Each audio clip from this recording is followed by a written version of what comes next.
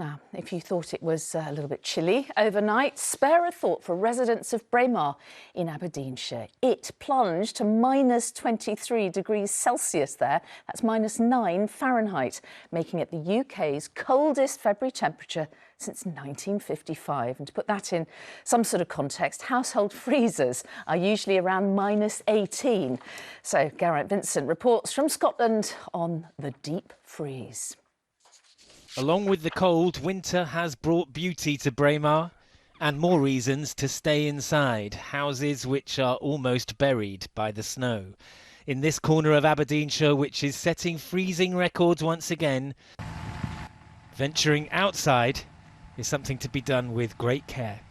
There's not that many people around because of lockdown, but at the same time, what we are worried about is these cold conditions not letting the snow settle normally, so the avalanche risk is still very high, whereas with a little bit of a thaw that would probably have settled down a little bit more than it has just now. In Perth, where it got down to minus 18 last night, a building supplies company is looking after some of its neighbours. They came and they put salt all on my path. They've done all along there, which is wonderful. And they came up this morning and cleared it for me. Now talk to me about this weather. It's dreadful. I would say it was the coldest I have seen it. I'm being honest, yes. I have seen it cold, but this seems to be a different cold, a penetrating cold. Arctic air, thick snow on the ground and clear skies combine to create some picture postcard scenes across Scotland, but they also produce what's known as an extreme freeze.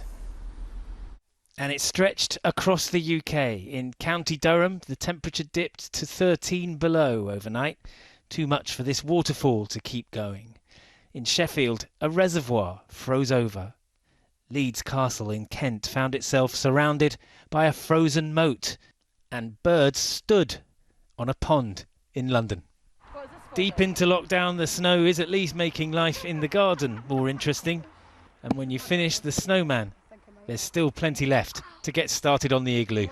GERAINT, Vincent, ITV News, Perth.